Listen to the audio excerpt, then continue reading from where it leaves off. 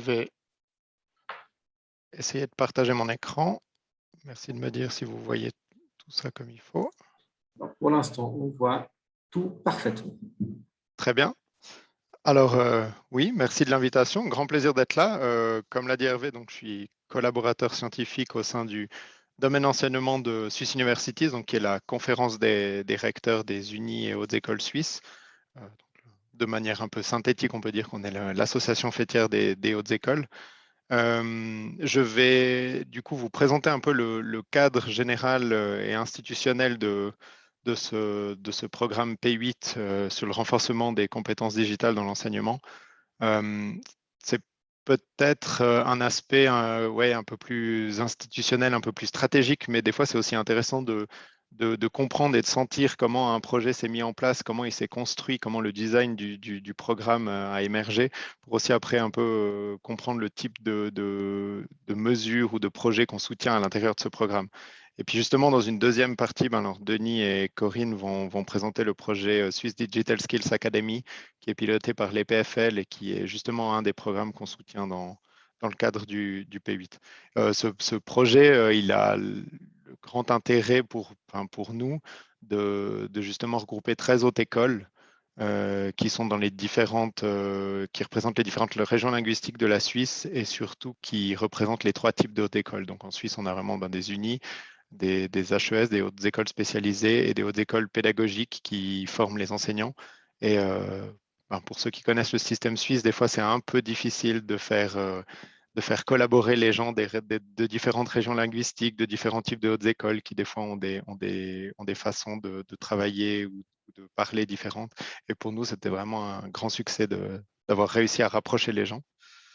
Je vous propose de commencer directement, de sauter dans la matière. Alors, c'est vrai que le contexte politique qui a amené à l'élaboration de ce programme, tout a commencé en 2017, quand en fait il y a eu un plan d'action pour le numérique qui a été publié par le secrétariat d'État suisse à la formation, à la recherche et à l'innovation, qui serait un peu l'équivalent de notre ministère de la formation.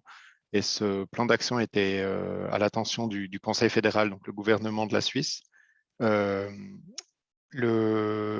cette offensive, enfin, le fait que les digital skills aient été identifiés comme un champ d'action prioritaire, ça fait partie d'une offensive générale en fait qui a été souhaitée par notre ancien ministre de la formation, M. Johann Schneider-Hammann. Euh, donc c'est une grande offensive qui comprenait plusieurs volets. Une petite part a été réservée pour l'enseignement. Je pense que vous qui êtes des spécialistes de l'enseignement, vous devez connaître un peu ce sentiment que des fois l'enseignement est un peu le parent pauvre dans ce genre de programme d'envergure. Là, on s'était un peu battu pour qu'il y ait des moyens pour l'enseignement.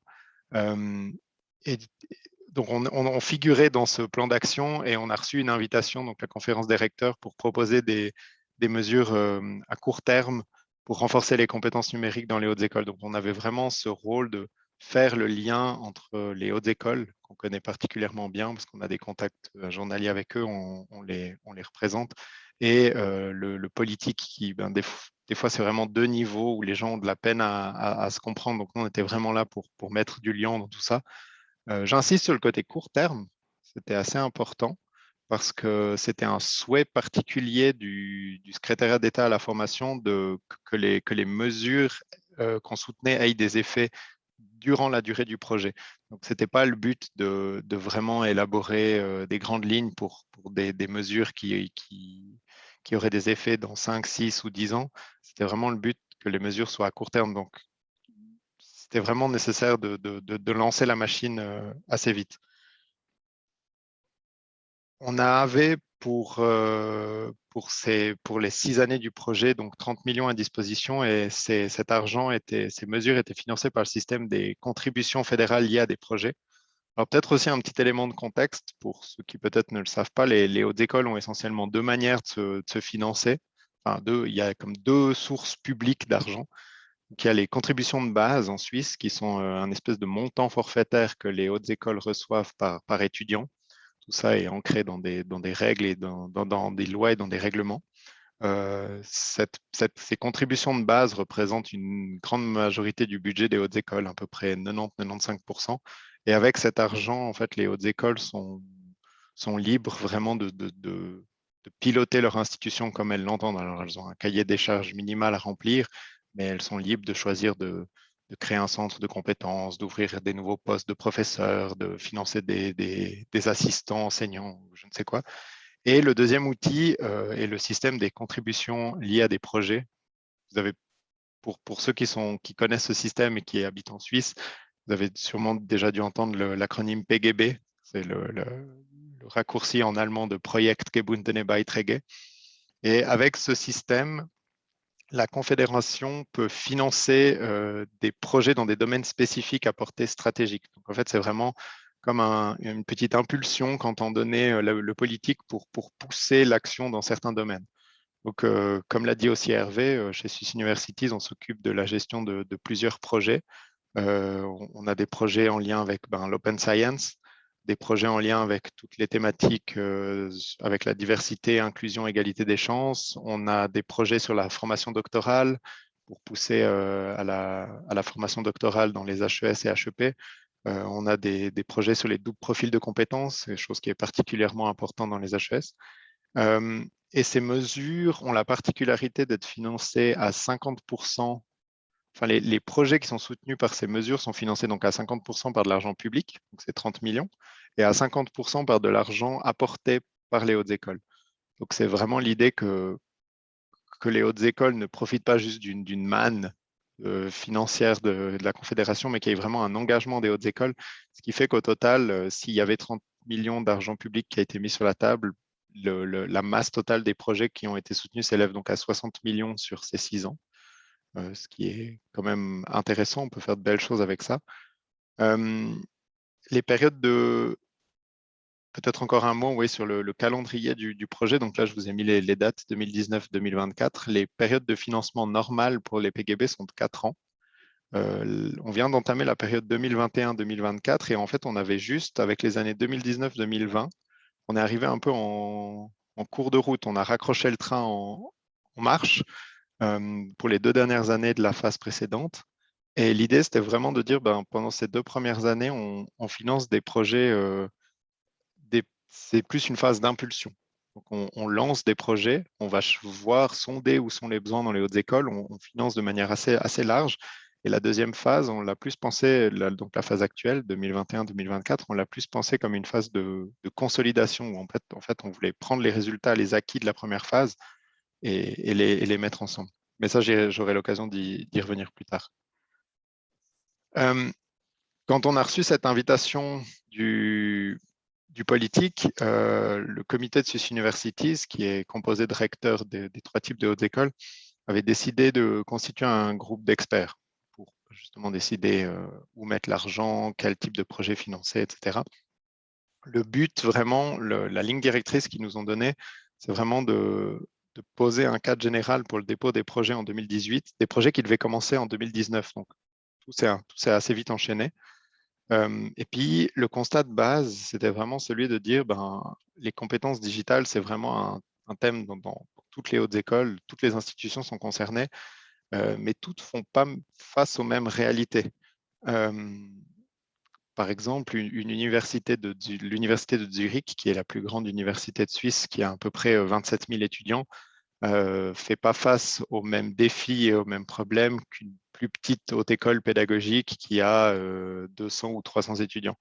Dans le même ordre d'idée, une école polytechnique, on a 2 grandes écoles polytechniques en Suisse, à Zurich et à Lausanne, elles n'ont pas besoin de transmettre à leurs étudiants les mêmes compétences que les hautes écoles pédagogiques ou qu'une plus petite université qui enseigne du latin, de l'histoire du Moyen-Âge, etc.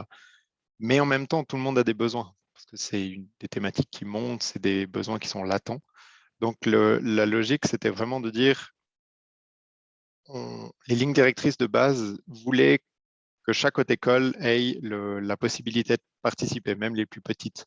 Et c'est pour ça qu'on a pris ce pot commun, ce budget, et on l'a bêtement séparé en fonction de la taille des institutions, avec un socle minimal qui permettait vraiment à chaque haute école de lancer des mesures qui aient un poids.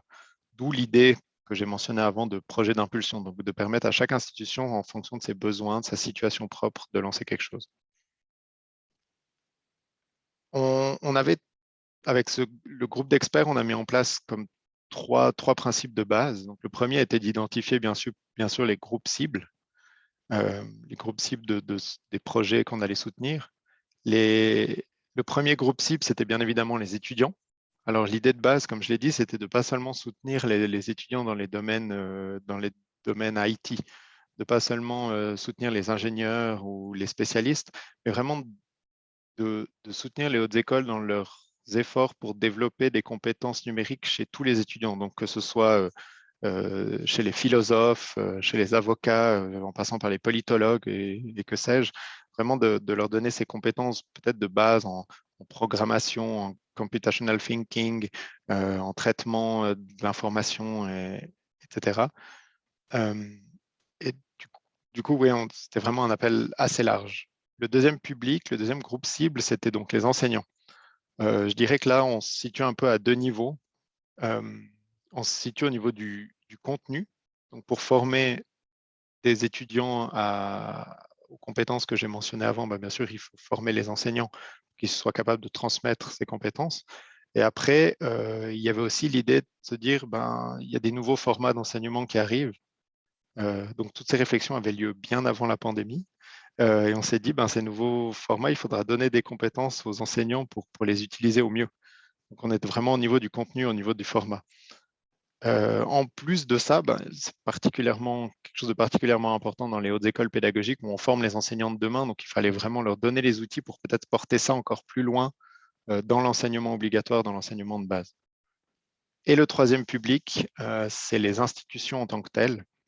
Pour que les institutions soient en capacité de former leurs étudiants et de former leurs enseignants, il faut qu'elles aient un certain nombre de conditions cadres qui suivent et qui fassent sens. Le but, c'était vraiment de donner aux institutions les moyens d'augmenter leurs compétences institutionnelles, c'est-à-dire d'adapter leurs conditions cadres, leurs conditions institutionnelles, didactiques, etc., pour faire face à la digitalisation. Alors là, on était sur les publics cibles. Ensuite, le deuxième principe de base, c'était vraiment qu'on devait viser les compétences digitales. Et un souci qu'on a eu un peu au début, c'est une espèce de confusion avec le renforcement des compétences digitales et le soutien à la digitalisation de l'enseignement. Et pour nous, c'est vraiment pas la même chose. Donc, de digitaliser un enseignement, c'est pas la même chose que de donner les compétences à un enseignant de le faire. On n'est pas à un niveau infrastructure ou technique, on est vraiment à un niveau compétences. Et ça, c'est quelque chose d'important. C'est quelque chose qui se retrouve aussi dans un peu le troisième principe de base du programme, c'est qu'il fallait que les projets aient un lien avec l'enseignement. Et on n'était du coup là pas du tout à un niveau projet de recherche ou projet purement administratif ou projet d'infrastructure. Donc l'idée n'est pas du tout qu'on ne finance pas des écrans, on ne finance pas des ordinateurs, des caméras, on finance des compétences qui doivent être transmises dans l'enseignement ou alors les compétences pour l'enseignement. Donc voilà, c'est vraiment les trois principes, je dirais, de base, très, très basiques, très larges aussi. Et on est vraiment parti du principe que, comme je vous l'ai dit, on avait partagé le budget entre hautes écoles. Les hautes écoles avaient cet argent et en fait, elles étaient libres de nous soumettre des projets de nous expliquer comment elles comptaient utiliser cet argent à leur disposition tant qu'elles respectaient ces trois principes clairs. Alors, cette façon de faire, elle mérite de s'adapter aux besoins des hautes écoles. Après, on a eu des discussions très longues et très intéressantes à l'intérieur du groupe d'experts pour savoir si on devait cadrer ça de manière un peu plus étroite. Par exemple, en développant un référentiel de compétences. C'est des discussions qui nous ont occupés assez longtemps. Et là, on est tombé dans des discussions très suisses, dans le sens où, en fait, certaines hautes écoles avaient déjà des référentiels, certaines étaient en train d'en développer, certaines n'avaient pas du tout entamé des réflexions. Celles qui en avaient faisaient référence à des référentiels anglo-saxons, d'autres utilisaient des référentiels plutôt francophones ou plutôt germanophones. Il y avait des conceptions différentes de certaines compétences ou du focus du projet, où on devait mettre l'accent. Et au final, pour ceux qui connaissent aussi la façon de fonctionner suisse, on s'est dit, laissons tout ça ouvert et laissons aux institutions et aux personnes qui ont la compétence le soin de décider quel référentiel elles comptent utiliser et dans quelle direction elles comptent aller. Conséquence de tout ça, pour les 2 premières années, donc les années 2019 et 2020, on a eu une très, très grande variété de projets. On a soutenu donc une centaine de projets, enfin non, pas une centaine, 100 projets pour les années 2019-2020. Donc, c'est vraiment les propositions que les hautes écoles nous ont faites. Ce qui fait qu'on était à peu près à 100 000 francs par projet, donc 200 000 francs avec les matching funds sur 2 ans. Donc, ça fait quand même des projets qui ont une certaine ampleur. Après, le volume et les thématiques étaient extrêmement différents. On avait vraiment des hautes écoles qui ont décidé de donner dans chaque faculté la possibilité à leurs enseignants de lancer des modules de formation ou de proposer des choses. Et certaines autres écoles ont vraiment centralisé les moyens pour lancer des projets au niveau du rectorat, des projets vraiment transversaux avec une perspective vraiment pour toute l'organisation. Ça dépend aussi beaucoup de la culture de chaque institution. Et c'était quelque chose qu'on voulait préserver, on ne voulait pas contraindre les institutions dans une voie ou dans l'autre. Comment dire, des aspects positifs. Bien sûr, comme chaque choix, il y a des aspects un peu plus qui pourraient être critiqués ou un peu plus négatifs. C'est pour ça que quand on a dû entamer la réflexion pour la deuxième phase, donc la phase 21-24, qu'on considère comme une phase de consolidation des résultats de la première, on a entamé un dialogue avec le ministère suisse de la formation et qui nous a demandé d'avoir des projets de plus grande envergure et plus de collaboration. C'est vrai qu'on on a remarqué en laissant la possibilité à tout le monde de lancer des initiatives, on avait des fois des doublons entre les régions, entre les institutions, parfois même des institutions voisines avaient des projets assez proches les uns des autres. Après, en discutant avec le secrétariat d'État à la formation, donc là, on est vraiment toujours dans notre rôle d'intermédiaire entre les hautes écoles et le politique. Nous, on doit un peu traduire les envies du politique, puis voir ce qui est faisable et souhaitable pour les hautes écoles, vu qu'on représente quand même les hautes écoles. Le secrétariat d'État nous a laissé comprendre qu'ils auraient bien aimé 2 très gros projets, 2 projets à 10 millions, un projet en Suisse romande francophone et un projet en Suisse alémanique en allemand. Et ça, c'est vraiment pas quelque chose qui est dans la culture des hautes écoles suisses qui vraiment aiment choisir où investir leur argent, comment se positionner, etc. Donc, on a trouvé un espèce de compromis en disant on garde les mêmes paramètres que dans la première phase, donc ces 3 principes de base, mais on introduit une limite de 800 000 francs par projet soutenu. Donc, si on fait un calcul arithmétique, on avait 20 millions pour la deuxième phase.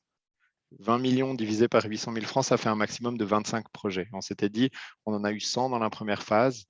Si on en a 25 dans la deuxième, c'est déjà politiquement plus défendable. Et ça forcera les gens à se regrouper parce qu'avec notre clé de répartition, on avait gardé la même clé de répartition par haute école. La grande majorité des hautes écoles se trouvaient en dessous de cette clé de 800 000 francs. Donc, elles n'avaient pas 800 000 francs pour commencer un projet. Donc, on leur a dit, groupez-vous, discutez, échangez pour voir, identifier les synergies potentielles. Et après, vous nous proposerez des projets en disant, là, on a des projets qu'on compte, un projet qui sera financé à hauteur d'1 million sur 4 ans et qui regroupe 5, 6, 7 ou 13 hautes écoles dans le cas de la Swiss Digital Skills Academy. Et le but était vraiment de faire dialoguer les hautes écoles, qu'elles se rapprochent les unes des autres de manière plus ou moins naturelle, et puis de consolider ces résultats. On a pu, j'espère qu'on a pu contribuer à ce rapprochement des hautes écoles, notamment en organisant, alors on aurait aimé en faire plus, mais à cause de la pandémie, on a été un peu freiné, mais on a organisé un événement à Berne où les responsables de projets ont pu se rencontrer, ont pu discuter. Et puis, on a essayé aussi de mettre les informations un peu à disposition des gens pour qu'ils puissent discuter. D'autres acteurs aussi sont intervenus pour organiser des événements pour rapprocher les gens. Le résultat de tout ça est que pour la phase actuelle 21-24, qui a commencé il y a quelques mois, on n'a plus que 16 projets de plus grande envergure, 13 coopérations. On en avait seulement 8 sur les 100 projets de la première phase. Donc, vraiment, les hautes écoles se sont rapprochées d'elles-mêmes. Et c'est vrai que c'était un succès pour nous. Mais c'est une tâche qu'on doit toujours continuer à approfondir parce qu'on a eu dernièrement une première rencontre avec les les responsables des projets de la deuxième phase, 21-24, et on remarque qu'il y a toujours des synergies possibles, on peut toujours consolider encore plus, faire parler les acteurs. C'est là vraiment qu'on doit encore travailler en tant qu'association fêtière des hautes écoles pour rapprocher les gens, puis permettre justement le partage entre les institutions de ces résultats. Mais je pense que c'est vraiment la partie de la présentation de Corinne qui va aussi nous expliquer comment faire dialoguer les différents acteurs dans ces projets. Et puis voilà, c'était un peu tout pour ma partie. J'ai particulièrement, peut-être un mot pour la fin, j'ai particulièrement aimé dans l'intervention de M. Seppé, sa phrase quand il a dit avec la pandémie, on a gagné entre 3 et 5 ans. C'est vrai que pour nous, c'était assez intéressant de penser qu'on a lancé ce programme avant le début de la pandémie et en fait de voir à quel point ce qu'on faisait était actuel et nécessaire et il y avait du besoin et de la demande dans les hautes écoles pendant la pandémie. C'est vrai que c'était quelque chose d'assez réjouissant, on peut le dire. Puis j'aimerais du coup vous remercier et souligner l'importance de tout le travail que font les gens dans les hautes écoles au niveau didactique, au niveau pédagogique pour soutenir ce développement. C'est vrai que c'était quelque chose qui a vraiment été mis en lumière par la pandémie et il ne faut pas le sous-estimer. Du coup, je vais m'arrêter là-dessus et donner la parole à Denis. Je vous invite peut-être juste encore, si vous le voulez, à venir sur notre site internet pour en apprendre peut-être plus, voir aussi les projets, la liste des projets qui sont soutenus.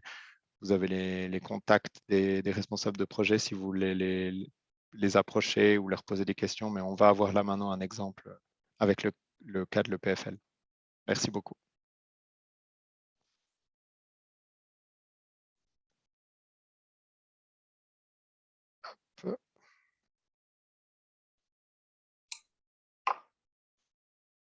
Et voilà. Donc, merci Antoine, bonjour à tous. Donc, comme on avait discuté en préparant cette présentation, on a pensé qu'après la présentation du cadre général du programme au niveau suisse, c'était intéressant d'introduire un exemple de projet. Donc, je vais vous présenter maintenant le cas de la Swiss Digital Skills Academy, qui est le projet dont a parlé Antoine, qui intègre 13 partenaires et que je coordonne. Donc, je le coordonne en tant que chercheur en éducation numérique, si j'ose le présenter comme ça à l'École polytechnique fédérale de Lausanne, mais aussi en tant que membre du nouveau centre pour les sciences de l'apprentissage qu'on a créé récemment pour fédérer un petit peu toutes les initiatives dans ce contexte et dans lequel on travaille déjà depuis plusieurs années entre personnes à compétences techniques et à compétences pédagogiques. Donc la genèse du projet, c'est intéressant, comme on l'a vu du cadre général, de voir un petit peu comment les choses ont été créées. Donc en Suisse, effectivement, pour que les universités et les hautes écoles collaborent, il faut qu'il y ait une incentive, comme on dit en anglais.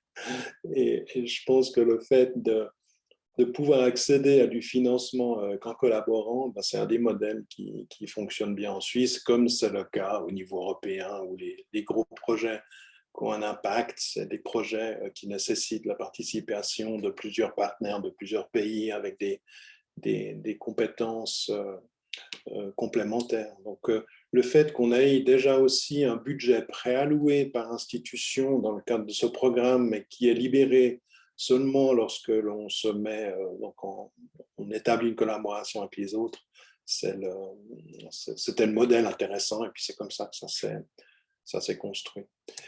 Donc la création du consortium pour la Swiss Digital Skills Academy, elle s'est faite en 3 étapes.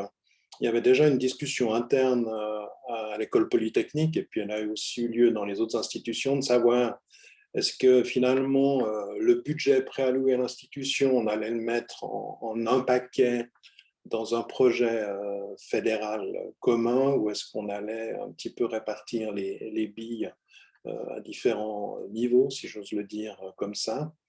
Donc, les discussions à l'EPFL ont lieu dans le cadre du Centre pour les sciences de l'apprentissage, où on a décidé qu'on allait répartir le financement alloué à l'EPFL en une partie qui serait dédiée au développement des compétences des enseignants. Et puis, c'est ce projet sur les ressources éducatives libres qu'on a framé dans le cadre de la Swiss Digital Skills Academy. Et puis, une partie sur les compétences numériques des étudiants. Et puis là, le cadre qui a été choisi, c'est de faire ce qu'on a appelé de la Responsible Computational Thinking. On avait déjà des activités dans ce domaine qu'on voulait renforcer. Donc là, il y a une discussion en interne. Après, on a choisi le nom du projet pour faire un peu de branding et puis pouvoir aller approcher les partenaires des autres institutions. Et puis, c'est là qu'on a eu deux phases d'intégration. D'abord, la première phase d'élargissement, donc de construire un consortium de plusieurs universités. Puis ça s'est vraiment fait progressivement en approchant les hautes écoles avec lesquelles on travaillait, on avait déjà travaillé. En particulier dans ce contexte, on a commencé par les hautes écoles pédagogiques du Valais et de la région Berne-Jura-Neuchâtel.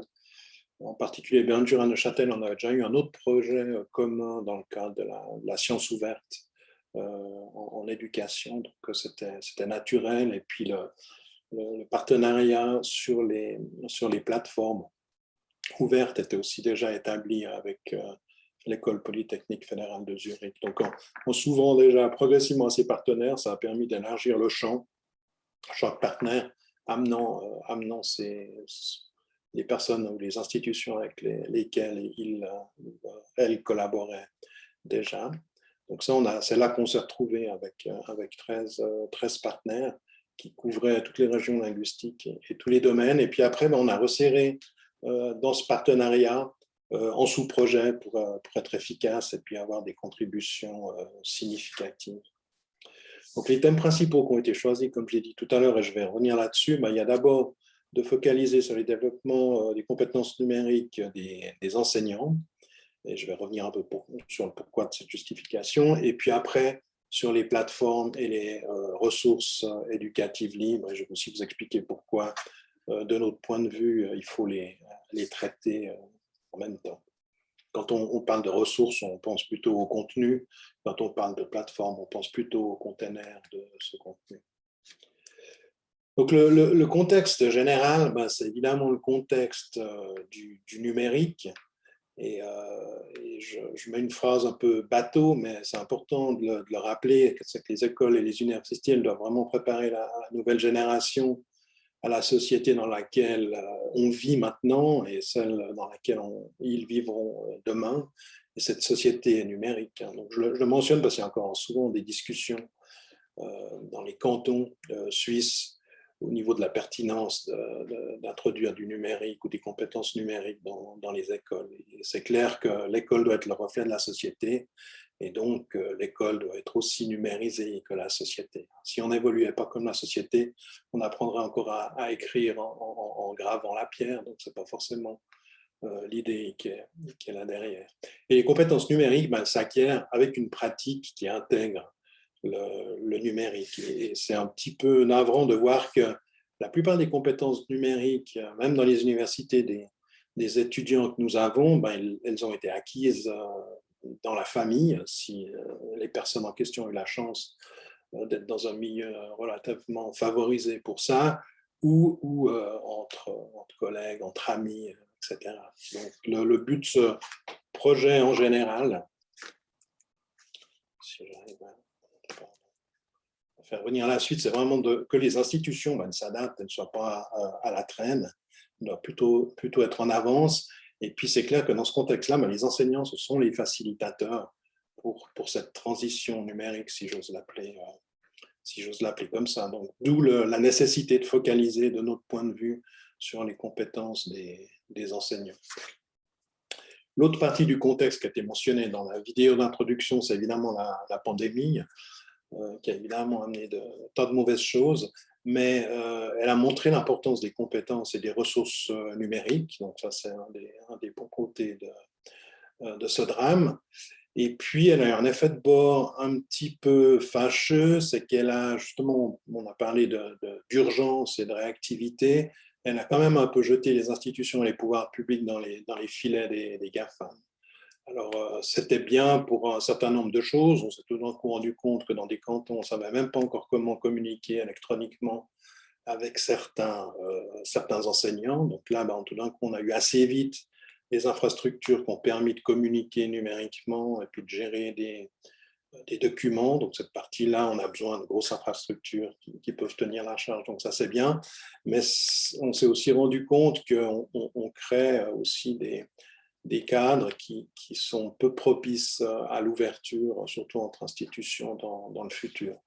Donc on doit gérer ça. Et de nouveau, là, on a accès à des plateformes, mais pas forcément à des ressources. Et au niveau des ressources, tous les enseignants qui ont dû passer au numérique pendant le confinement se sont rendus compte que quand on cherche des ressources éducatives valables sur Internet, on tombe souvent dans des silos commerciaux, ou si les collègues vous disent « Ah oui, j'ai une ressource super, je vais la partager avec toi », on se rend compte qu'on ne peut pas la partager parce que la personne en question n'a pas accès tout d'un coup au repository du canton d'à côté. Donc ce problème d'accessibilité aux ressources, c'est quelque chose qu'on essaye de combattre dans ce nouveau projet, d'essayer de s'affranchir de ces contraintes pour que vraiment, tous ensemble, on crée les ressources numériques qui ont une valeur pédagogique et puis qu'on arrive à les partager. Donc, il faut oublier un petit peu les GAFAM et puis essayer de construire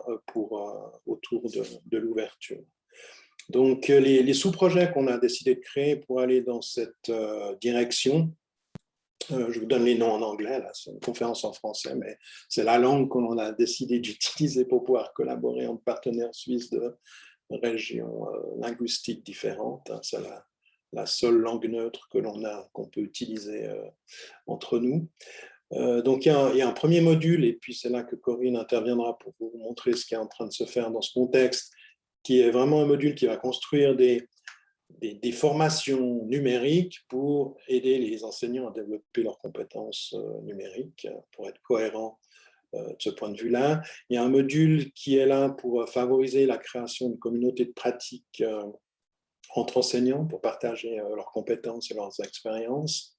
On a un module plus technique sur toutes les compétences qui sont nécessaires pour créer des ressources éducatives qui soient riches et pertinentes. Je vais revenir là-dessus. On a un module qui est sur l'accessibilité. On a une école intégrative en Suisse, donc il faut aussi, quand on construit des ressources, penser dès la création et pas seulement après, quand c'est trop tard, de faire en sorte que ces ressources soient utilisables par tous. Et puis évidemment, il y a une composante très forte dans le numérique qui est aussi les compétences liées au concept des données, le computational thinking, mais aussi vraiment de comprendre ce que sont les données et les impacts et les éléments éthiques liés aux données qui sont créées ou collectées quand on fait du numérique. Donc, tous ces modules sont présentés sur le site web qui est noté là à côté. Maintenant, sur la gestion de ces projets, c'est comme des grands projets européens. Pour que ça fonctionne bien, il faut faire des sous-groupes de travail qui ont chacun leurs délivrables, leurs objectifs particuliers, mais qui le partagent avec le reste du projet. On a 2 réunions plénières par année. Et puis, dès qu'on fait des événements publics, évidemment, ces événements sont aussi annoncés et disponibles pour tous. Et on a un site web commun. Évidemment, on a des espaces de partage de ressources communs. Donc, ça permet de travailler efficacement ensemble. Maintenant, les partenaires, ils ont été mentionnés plusieurs fois. Donc, on a la chance d'avoir tous les types de partenaires académiques suisses dans le projet. Donc, on a les écoles polytechniques, on a les universités, hautes écoles spécialisées et les hautes écoles pédagogiques qui nous permettent d'apporter toutes les compétences dont on a besoin, qui sont à la fois pédagogiques, techniques, disciplinaires et je mentionne aussi sectorielles, dans le sens qu'on a avec les écoles pédagogiques, on touche les gens qui sont formés dans ces écoles, c'est ceux qui enseignent dans l'école obligatoire. On a avec les écoles polytechniques, les universités, les autres écoles spécialisées, les gens qui enseignent au niveau supérieur. Et puis, on a aussi la Haute École fédérale de formation professionnelle et celle de sport qui sont justement dans le domaine plus professionnel et qui focalisent sur certaines disciplines particulières. Donc ça donne une grande richesse d'interaction dans le cadre du projet et surtout de partage des besoins et des solutions et des pratiques pour arriver à quelque chose de plus riche et qu'il y ait vraiment des synergies entre les partenaires dans le cadre du projet. Alors, je vais quand même dire quelques mots assez rapidement sur ce qu'on entend par ressources éducatives libres, parce que c'est vraiment au centre du projet. Et comme je disais tout à l'heure, on s'est rendu compte pendant la pandémie que ce sont les éléments qui manquaient, quoi, du contenu pédagogique numérique qui puisse être utilisé et qui puisse vraiment avoir une valeur ajoutée pour la formation. Alors, ce n'est pas évident dans le nom de ressources éducatives libres, mais elles sont par essence numériques pour favoriser le partage et l'accès. Elles sont aussi par définition gratuites. Et puis, au niveau de la granularité, on peut en avoir de différents types. Ça peut être plus ou moins simple ou compliqué. Donc, quand j'entends simple, ça peut être juste des présentations. On peut télécharger un PowerPoint d'un collègue, ou des documents numériques, des vidéos, même des livres électroniques. Et puis, il y a des éléments plus riches qui peuvent être une intégration de composants ou de services variés. Vous pouvez voir un cours massif en ligne, vous pouvez voir le cours en entier comme une ressource éducative libre, s'il est accessible et partagé, ou bien vous pouvez voir seulement chaque vidéo indépendant comme des ressources éducatives libres. Au niveau de leur nature, la particularité, c'est qu'elles doivent pouvoir être composées, orchestrées, si on pense à des scénarios pédagogiques ou intégrés dans d'autres plateformes. Donc, ça doit avoir une certaine ouverture de ce côté-là. Elles peuvent être copiées ou, si elles sont en ligne, il faut pouvoir y accéder directement avec une URL sans forcément avoir besoin de credentials sur des plateformes, etc. Et puis, avec l'idée de les réutiliser et de les modifier librement. Donc tout ça, ça se fait parce que ces ressources sont partagées avec les licences standards de Creative Commons qui intrinsèquement, par leur design, sont là pour promouvoir le partage et la réutilisation des ressources. Alors on a quand même un accent assez fort sur ce que j'appelle les ressources riches, éducative libre riche qui intègre, alors, comme je l'ai mentionné tout à l'heure, des documents numériques et du contenu multimédia, mais on fait aussi un effort pour intégrer de la structure pédagogique, des scénarios pédagogiques qui soient intégrés intrinsèquement déjà dans la ressource pour favoriser des approches pédagogiques actives et aussi des éléments numérique riche, ça peut intégrer des jeux, des simulations, des applications comme des quiz qu'on a l'habitude de voir dans les cours massifs en ligne. Et puis aussi à la fin, et ça c'est important de le souligner, c'est là qu'on voit le lien qui aura toujours entre les ressources et les plateformes. Si vous voulez intégrer naturellement, par exemple, des possibilités de collaborer dans une ressource, il faut qu'il y ait quelque part une plateforme derrière qui permette ce type d'interaction. Et puis aussi tous les learning analytics, je ne sais même pas comment on dit en français, les analytiques d'apprentissage pour à la fois les enseignants, les étudiants.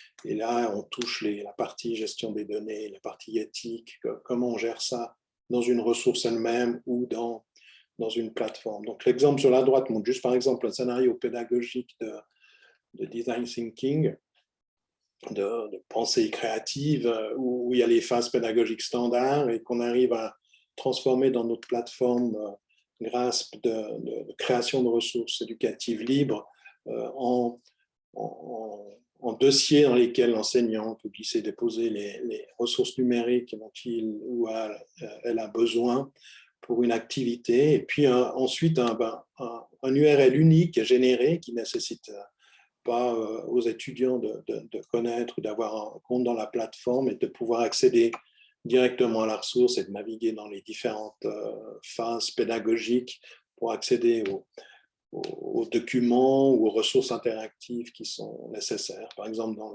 l'idée d'une création d'une entreprise qui soutient la soutenabilité de la planète, ici on a un canvas de création proposition de valeur, qui est un canevas que les étudiants peuvent remplir de manière collaborative et puis sauvegarder, donc à titre d'exemple.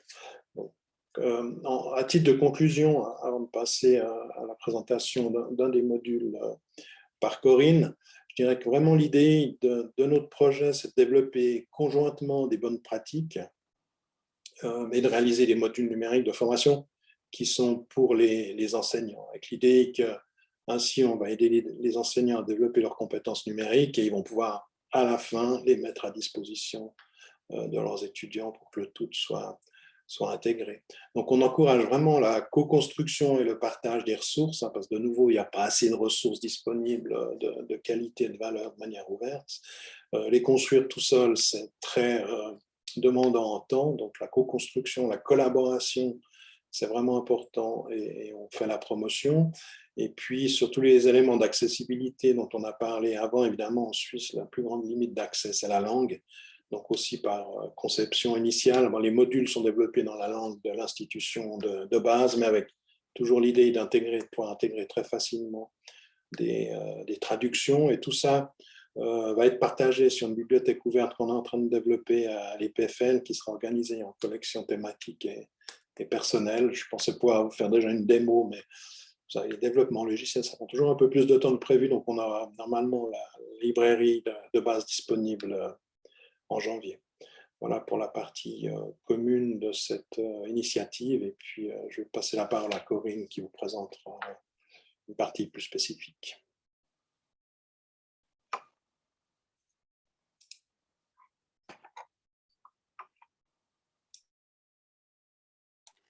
Merci Denis pour l'introduction. Si je ne mets pas le micro, ça pose des problèmes. Je fais juste une dernière ajout d'image. Hop. Voilà. Alors, donc pour ma part, je vais vous présenter le Work Package 1, Teach the Teacher. Et la répartition au niveau de la Suisse parmi les hautes écoles et régions linguistiques pour que vous puissiez vous rendre compte de... Voilà, est-ce que vous voyez correctement mon écran? OK. Donc, pour que vous puissiez vous rendre compte à quel point ce P8 deuxième phase a permis de sortir certaines petites écoles comme la Haute École Pédagogique du Valais de leur isolement de développement chacun pour soi. Donc, en l'occurrence, voilà, pardon. Donc, le Work Package 1, c'est le Teach the Teacher. Nous sommes plusieurs partenaires. Et nous avons dû nous séparer en deux groupes pour pouvoir toucher deux dispositifs, le dispositif plus pédagogique et un dispositif plus didactique.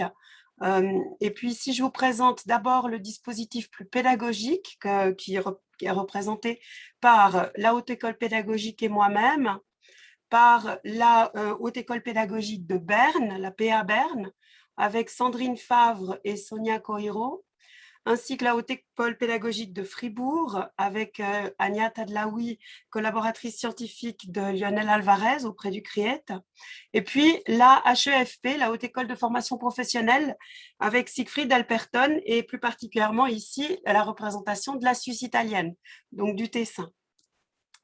Donc ici, avec rien que nos 4 écoles, on a déjà atteint le plurilinguisme si cher à notre pays. Donc, je vous montre une carte, j'avais envie quand même de l'illustrer. Donc, avec la HEP Valais, avec la PA Berne, avec la HEP Fribourg, et puis avec l'IFFP ou la HEFP aujourd'hui du côté du Tessin, avec le français, l'allemand et l'italien, et en l'occurrence, 4 cantons qui sont bien représentés.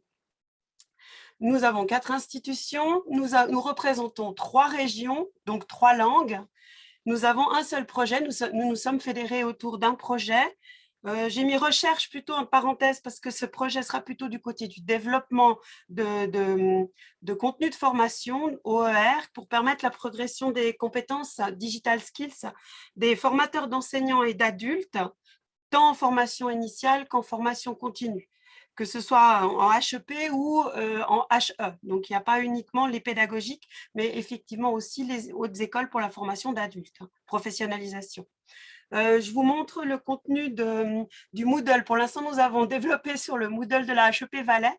À terme, nos modules iront sur le GRASP pour devenir des OER, c'est le but. Ici, nous avons déjà, alors lors de la première phase, la HEP Valais a conçu le module vidéo pédagogique. J'ai été rejointe par la HEP Fribourg en 2020 par Ania Tadlaoui et ça m'a permis de terminer. Et nous avons les 3 autres modules. Le premier, collaboration, est en cours d'élaboration. Et puis, nous allons également travailler autour de la scénarisation pédagogique intégrant les technologies. Donc, comment est-ce que l'on forme les enseignants pour intégrer correctement les technologies, pour donner des exemples aux étudiants.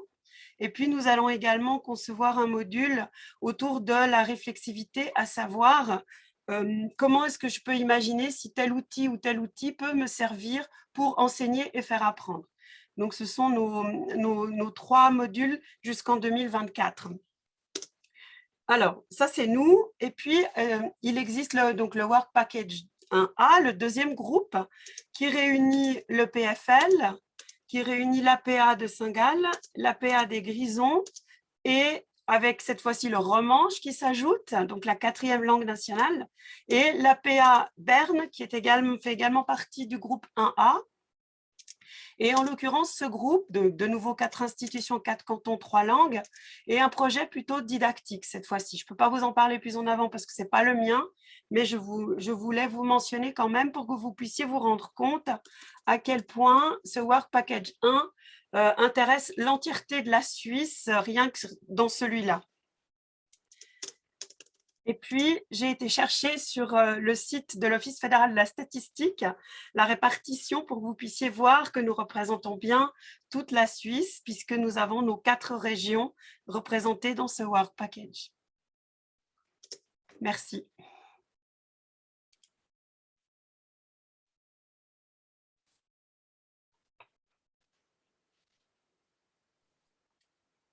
Merci bien, Corinne, et aussi à toi, Denis. Donc, je ne sais pas, Hervé, comment on procède maintenant. S'il y a des questions, on les prend volontiers.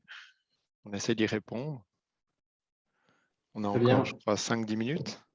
Exactement. On a encore 6 minutes selon l'horaire. On va prendre 2-3 minutes de plus, exactement. Je ne sais pas si vous avez des questions, mais pour ma part, je retiens déjà l'intérêt d'avoir une vision tout à fait générale et globale d'un projet qui part du niveau politique vers une institution fêtière, Swiss Universities, qui ensuite déploie ses possibilités auprès de nos enseignants-chercheurs dans les hautes écoles, et on voit cet élément, cette articulation de manière très intéressante, et je vous en remercie énormément.